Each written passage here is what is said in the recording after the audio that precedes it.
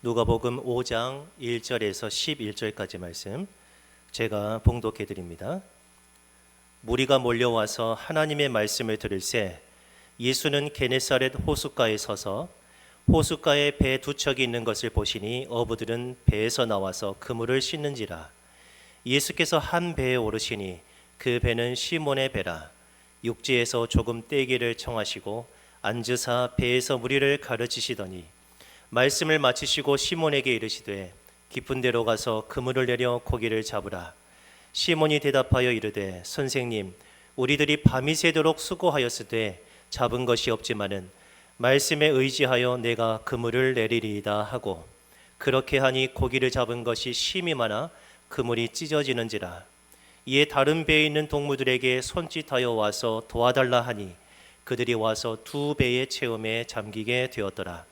시몬 베드로가 이를 보고 예수의 무릎 아래에 엎드려 이르되 주여, 나를 떠나소서, 나는 죄인이로소이다 하니, 이는 자기 및 자기와 함께 있는 모든 사람이 고기 잡힌 것으로 말미암아 놀라고 세베대의 아들로서 시몬의 동업자인 야고보와 요한도 놀랐습니다. 예수께서 시몬에게 이르시되 무서워하지 말라.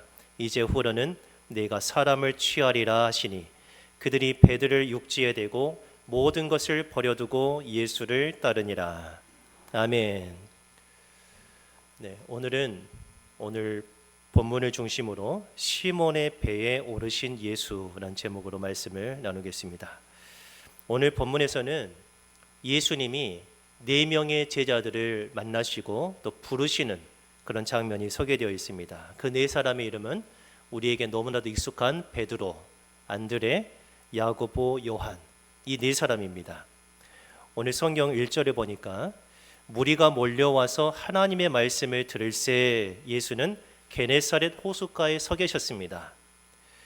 무리가 왜 예수님께 이렇게 몰려왔습니까? 뭐 하려고요? 오늘 성경에 보니까요, 하나님의 말씀을 듣기 위해서입니다. 그러면은 하나님의 말씀을 들으려면 교회로 가야지 왜 게네사렛 호숫가에 갑니까? 여러분, 하나님의 말씀을 듣기 위해서 칠전 호수로 가겠습니까? 칠전지로 가시겠습니까? 여기 오셨지 않습니까? 하나님을 예배하기 위해서.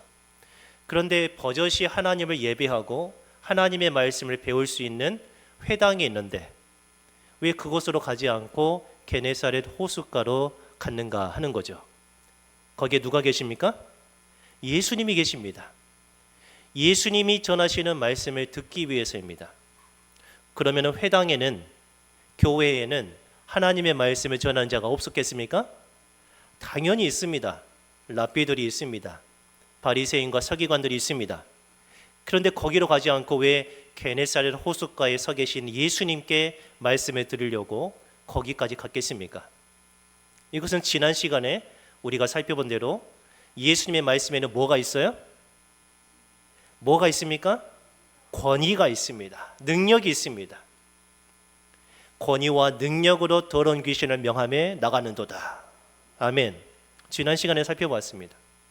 예수님의 말씀에 권위가 있는 거예요. 그리고 능력이 있어요. 예수님은 30살쯤 되었습니다. 젊은이입니다. 젊지만은 그 입에서 나오는 말씀은 어느 저명한 랍비 못지 않아요. 교수님 못지 않아요. 그 말씀에 권위가 있어요.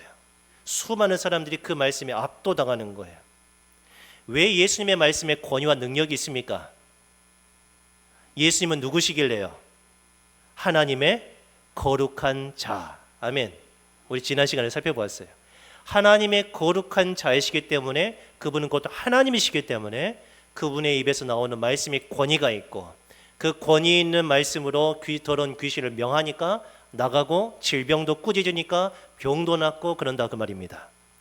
그래서 그 예수님이 게네사렛 호숫가에 계시니까 사람들이 회당으로 가지 않고 그 예수님에게 가서 하나님의 말씀을 들으려고 했던 것입니다. 예수님께서는 게네사렛 호수, 우리가 좀 더 익숙한 말로는 갈릴리 호수, 그 갈릴리 호수에 계시면서 그냥 거기에 어떤 해수욕을 하러 가신 것은 아닙니다. 그곳에서 분명히 누군가를 만나고 싶은 목적이 있어서 가셨습니다. 이렇게 쭉 보니까 배 두 척이 있는 거예요. 그 배에서 어부들이 나와서 그물을 씻고 있는 장면을 보셨습니다. 그리고 거기로 향하셨습니다. 2절에 보니까 호숫가에 배 두 척이 있는 것을 보시니 어부들은 배에서 나와서 그물을 씻는지라. 이 배 두 척은 베드로와 야고보가 한 배를 탔고 베드로와 안드레가 한 배를 탔고 야고보와 요한이 한 배를 탔습니다. 그래서 배 두 척입니다. 이들이 나와서 아침에 이렇게 그물을 씻고 있는 장면을 보게 되었습니다. 저는 이것을 준비하면서 이 어부들이 어떠한 일상을 살아가는가를 한번 제 나름대로 상상을 해봤습니다. 그럴 건지 그 말이 되는지 한번 살펴보시기 바랍니다. 이 어부들은 밤이고 새벽이고 가리지 않습니다. 물때를 맞춰서 일어나요. 동의하십니까? 예, 물때를 맞춰서 일어나요. 그리고 곧장 화장실로 가고 세수도 했겠죠. 부랴부랴 아침 식사를 대충 때우고 도시락을 싸들고 부둣가로 황급히 나갑니다. 그곳에 미리 나와 있던 동료들과 배에 오릅니다. 그리고 호숫가를 휘젓고 다니면서 그물을 내리겠죠. 물고기 잡으려고요.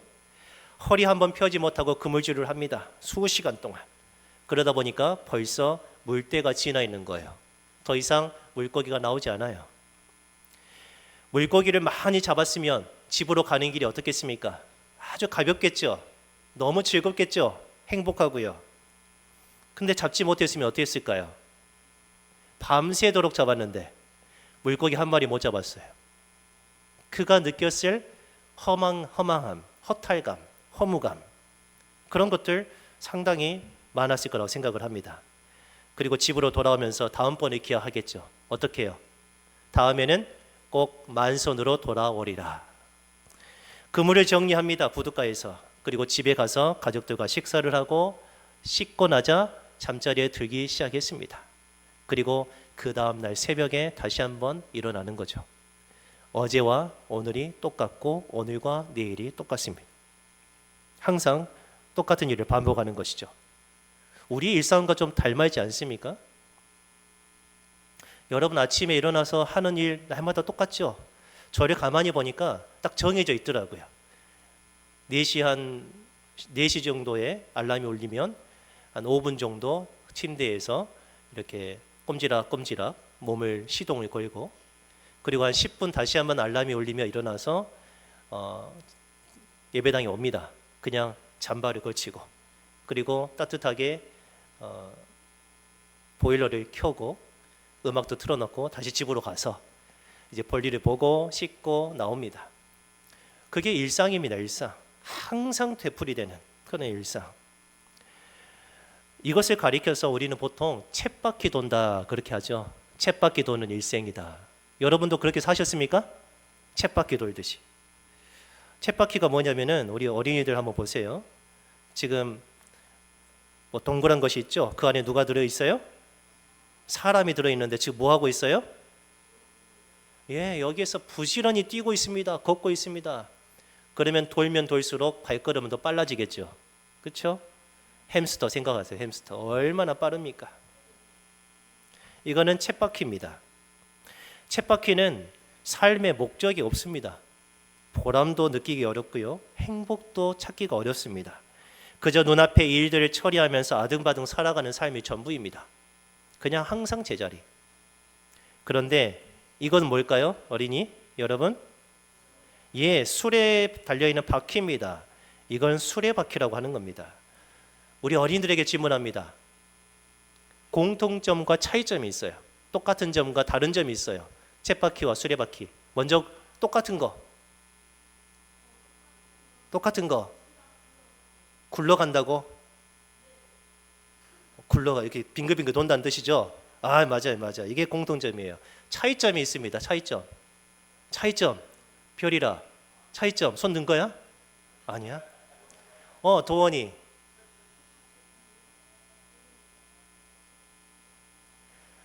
쳇바퀴는 그대로인데 수레바퀴는 굴러간대요.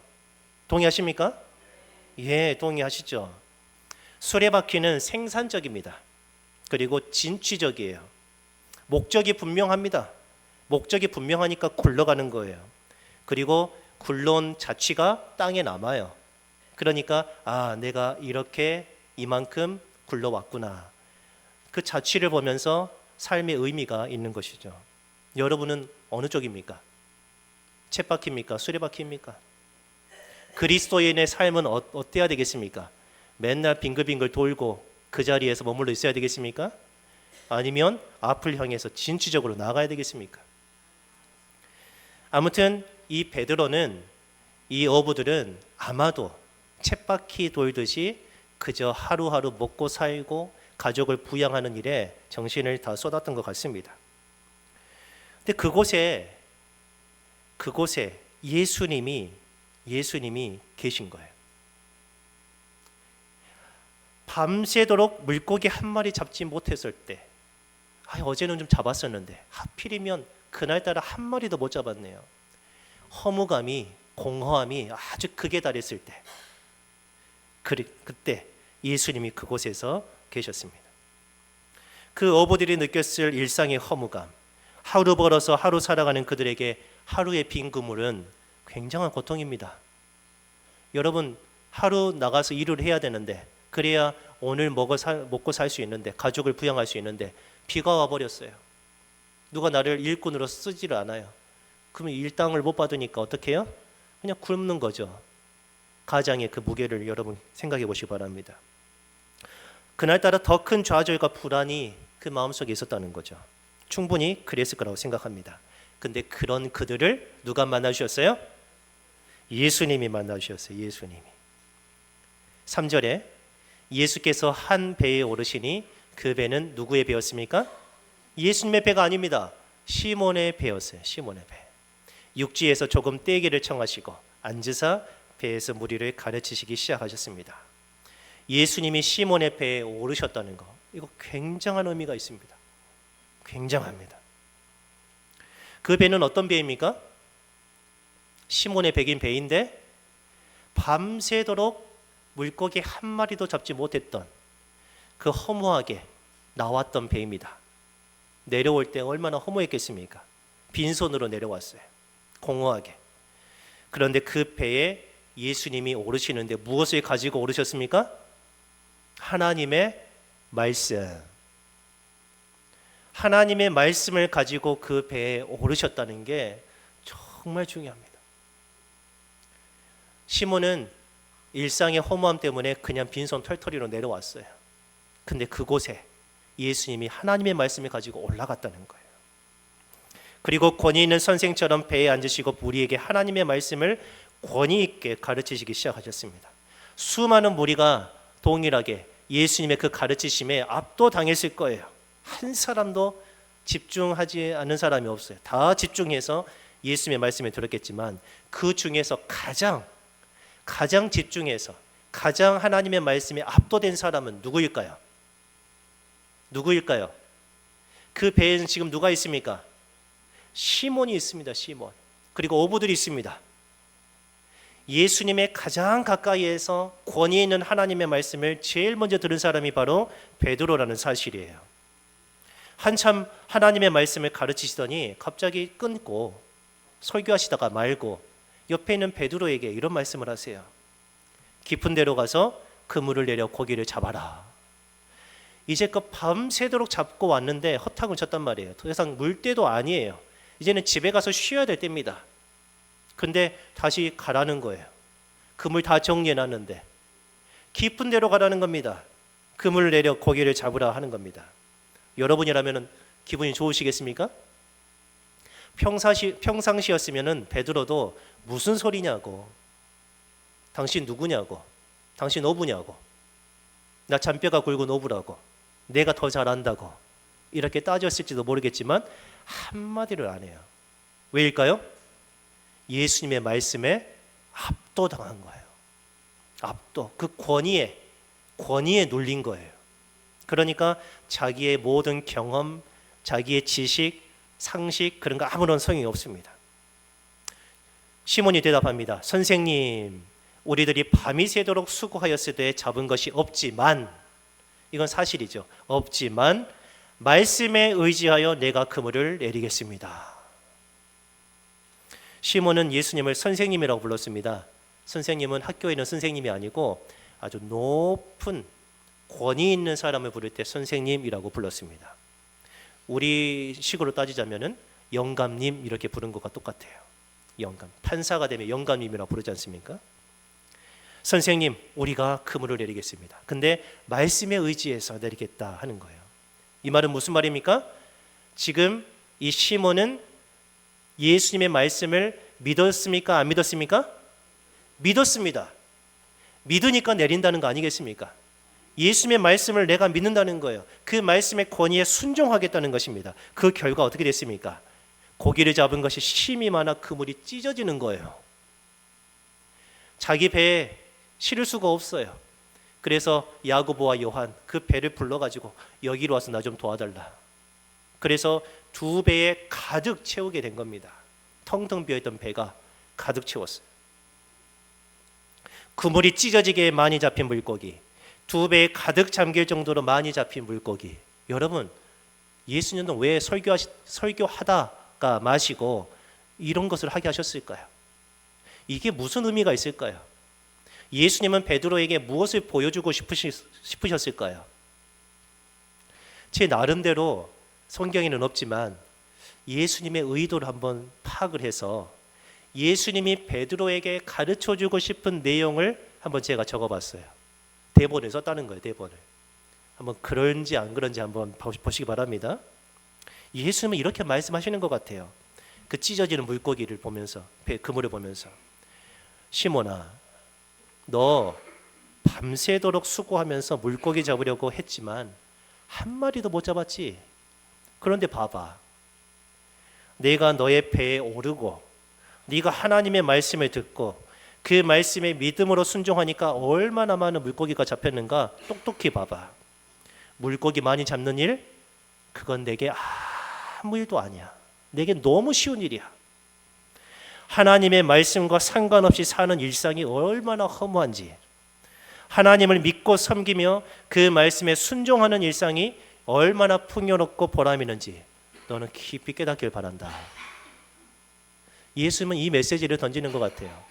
우리에게 쳇바퀴 돌고 맨날 똑같은 일상을 살아가는 우리에게 예수님은 말씀하세요. 너 그 앞에 있는 것을 잡으려고, 호주머니에 더 채우려고, 너의 건강을 위해서, 너의 행복을 위해서 마구마구 돌아다니면서 모든 일을 하고 있지? 거기에 행복이 있니? 라는 거죠. 결국에는 남는 건 허무하다는 거예요. 우리의 인생을 하나님 앞에서 셈할 때가 있습니다. 여러분, 우리가 어떻게 살든지 하나님 앞에서 우리의 인생을 계산할 때가 있어요. 우리가 죽으면 그 계산대 앞에 서는 겁니다. 하나님은 물으실 겁니다. 너 뭐 하다 왔냐? 예, 쳇바퀴 돌듯이 열심히 부지런히 살다 왔습니다. 그래? 그럼 네 두 손에 있는 게 뭐냐? 아무것도 없습니다. 아무것도 없습니다. 아무것도 없습니다. 통장에 돈이 있었는데 그거 못 가져왔습니다. 가져올 수 있을 줄 알았는데 못 가져왔습니다. 세상을 내가 누리면서 행복을 내 마음속에 다 차곡차곡, 내 추억을 차곡차곡 다 쌓아놨는데 이게 영원할 거라고 생각했는데 죽어보니까 하나님 앞에서 아무것도 없는 거예요. 추억 꺼낼 수가 없어요. 돈도 꺼낼 수 없어요. 건강도 꺼낼 수 없어요. 허무한 인생인가, 허무한 인생. 근데 이렇게 말하는 거죠. 예, 저 하나님 말씀에 순종하니까 하나님께서 이렇게 주셨습니다. 보십시오. 하나님께서 주신 거 다시 가져왔습니다. 예수님은 어떤 것을 우리에게 요구하시는지 우리 잘 아셔야 될 겁니다. 시몬 베드로는 자기 눈앞에서 일어난 광경, 그 사건을 보고 회개하기 시작했습니다. 8절에 시몬 베드로가 이를 보고 예수의 무릎 아래 엎드려 이르되 주여 나를 떠나소서 나는 죄인입니다. 쳇바퀴 도는 인생은 죄인일 뿐입니다. 호칭이 바뀌었죠. 아까 예수님을 가리켜서 뭐라 했습니까? 선생님 그랬어요. 그것도 굉장히 높여서 부른 말입니다. 근데 호칭이 바뀌었어요. 부르는 말이 바뀌었어요. 뭐라고요? 주여, 주여.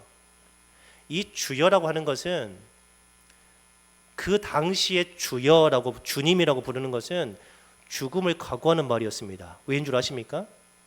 그 당시 이스라엘을 다스리던 로마 제국이 있었는데, 그 로마 제국 안에서 주님이라고 부를 만한 대상은 딱 한 사람이었어요. 누구요? 로마 황제. 로마 황제가 주다라는 거예요. 내가 너희의 구원자고 내가 너희의 주인이다라는 거예요.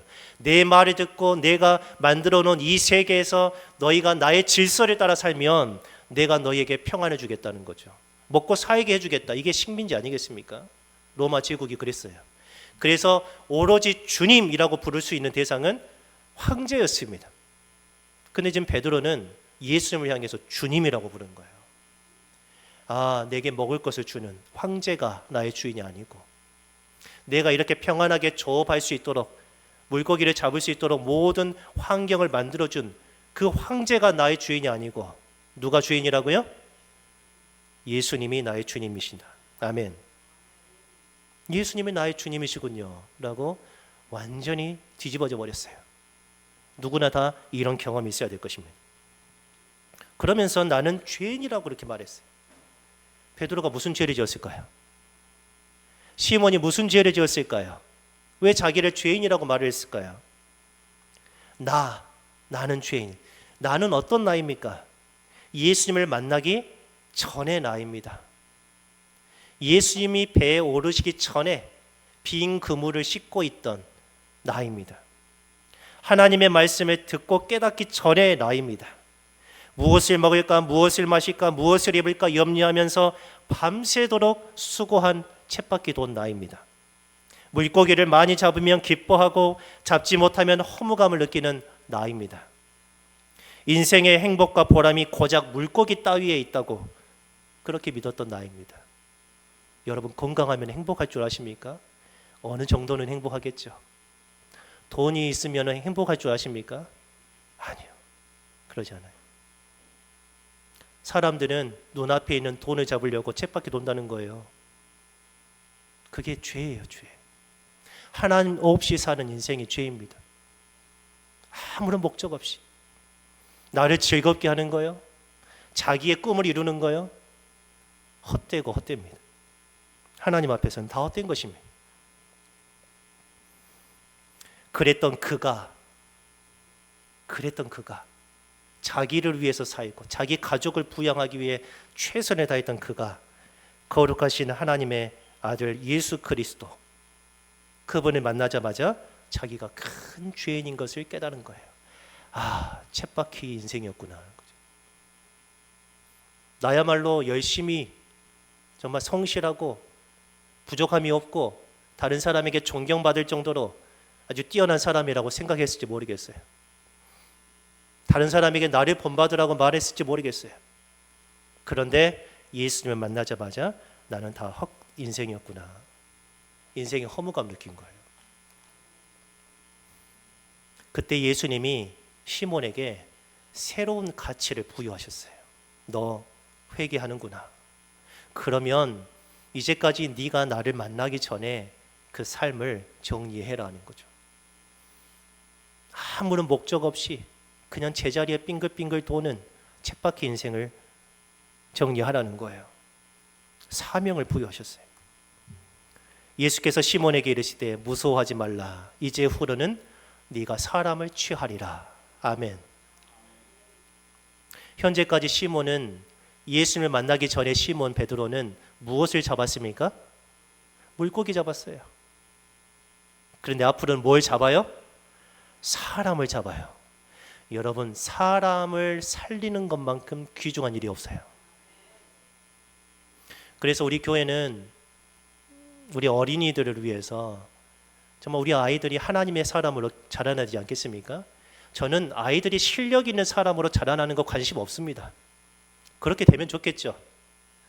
실력이 뛰어나면 뭐 하겠습니까? 그 안에 하나님의 말씀이 없는데요.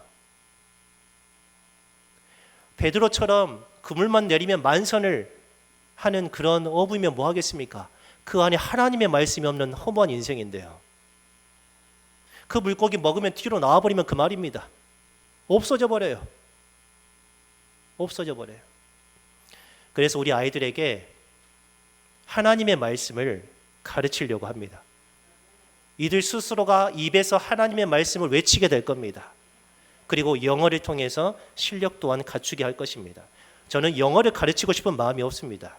영어를 통해서 하나님의 말씀을 이 입으로 외치는 거죠. 외치는 거예요. 그 권위 있는 말씀이 아이들에게 역사하기를 기다리면서요.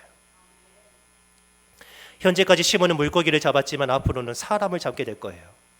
현재까지 시몬은 살아있는 물고기를 죽여서 시장에 내다 팔든지 반찬으로 올리든지 했을 거예요.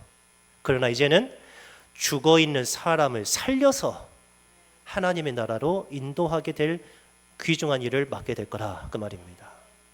삶의 허무한 것을 깨달으셨다면 영원한 게 무엇일까를 고민하십시오. 영원한 게 무엇일까? 예수님을 믿는 사람이나 믿지 않는 사람이나 삶의 모습은 비슷해요. 그런데 예수님을 믿는 사람은 영원한 가치를 알아요. 내가 지금 이렇게 쳇바퀴 도는 것 같지만 결국에는 하나님은 나를 앞으로 가게 하실 거란 말이죠. 나를 통해서 다른 사람이 유익을 얻게 될 거란 말이죠. 나를 통해서 하나님의 나라가 임하게 될 거라는 거죠. 이것이 달라요. 목적이 있다는 거죠. 시몬의 인생의 변화가 시작되었습니다. 언제부터요? 언제 시몬이 인생이 변화되었습니까? 예수님이 시몬의 배에 오르신 때로부터. 여러분의 인생에 예수님이 올라타시길 바랍니다. 여러분의 자리를 내주셔야 돼요.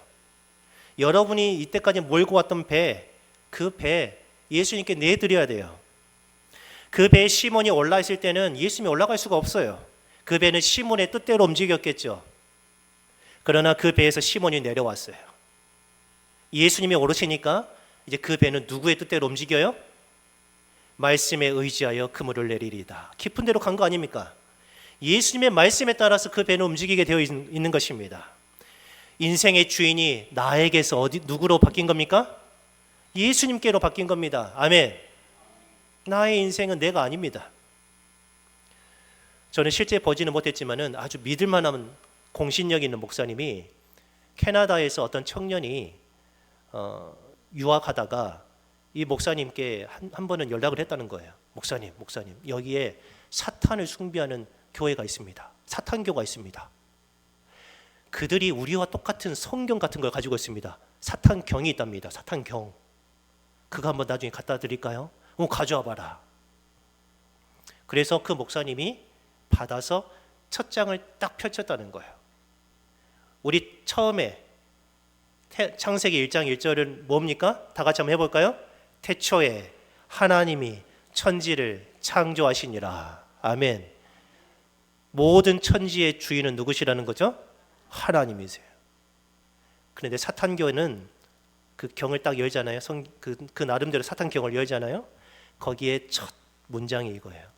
너의 인생의 주인은 너다. 내 삶의 주인은 너 자신이다. 이게 마귀가 뱀의 모습으로 와서 뱀이 유혹했던 것과 똑같은 거예요. 너 선악과 따먹어. 그럼 네가 뭐처럼 된다? 하나님이 된다는 거예요. 너의 인생 하나님 안에서 살지 말고 하나님을 떠나서 살라는 거예요. 그게 죄인이라는 거예요. 죄인. 하나님과 아무런 상관이 없는 인생. 하나님의 영광과는 아무런 상관이 없는 부지런함, 성실함. 그 모든 것이 하나님 앞에 죄라는 것입니다. 인생의 주인이 예수님으로 바꾸니까 인생의 가치관과 일상의 삶이 변화가 된다 그 말입니다.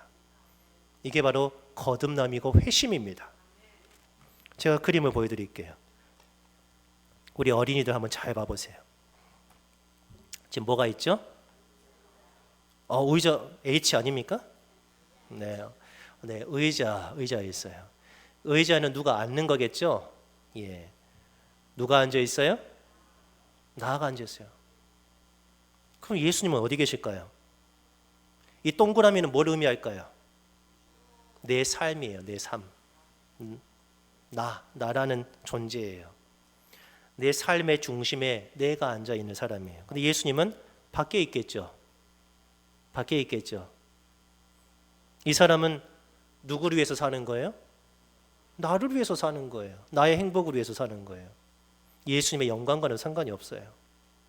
근데 이 사람을 보세요. 보름달이 뜨듯이 똑같은 사람인데, 똑같은 마음인데 그 마음에 누가 계셔요? 중심에? 의자에 누가 앉아 계셔요? 예수님이 앉아 계셔요. 그럼 나는 어디 있을까요? 예수님 발 앞에 있는 거죠. 왜 발 앞에 있을까요? 예수님의 말씀을 듣고 싶어서, 예수님이 말씀하신 대로 삶을 이끌어가고 싶어서 그 앞에 겸손히 무릎을 꿇고 있는 겁니다. 그리스도인은 왼쪽입니까? 가운데입니까? 예? 가운데죠, 가운데.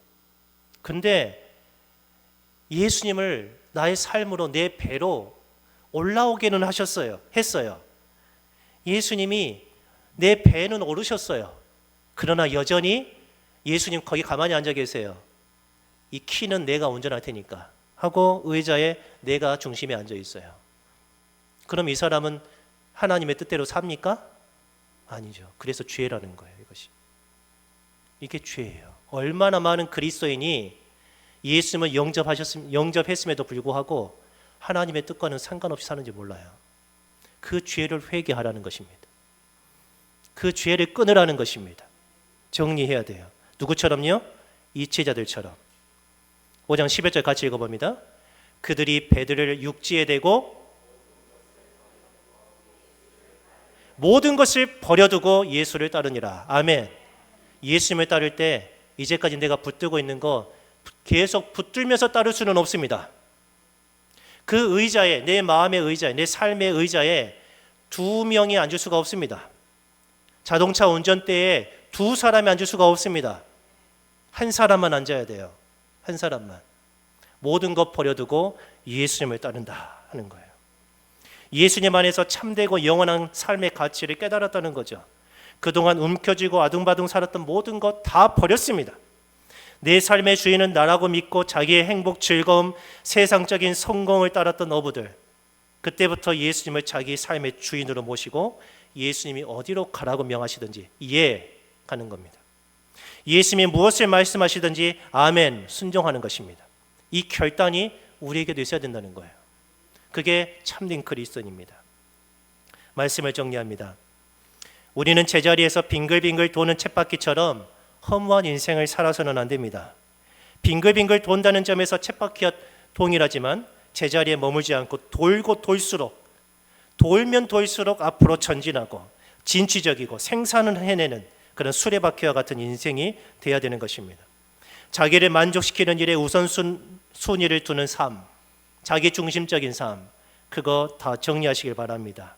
무엇을 먹을까, 무엇을 마실까, 무엇을 입을까, 오늘은 물고기를 얼마나 잡을까 하는 자기중심적이고 육적인 가치관, 탐욕적인 그런 삶을 버리고 영원히 가치 있는 일에 밤새도록 수고하시길 바랍니다.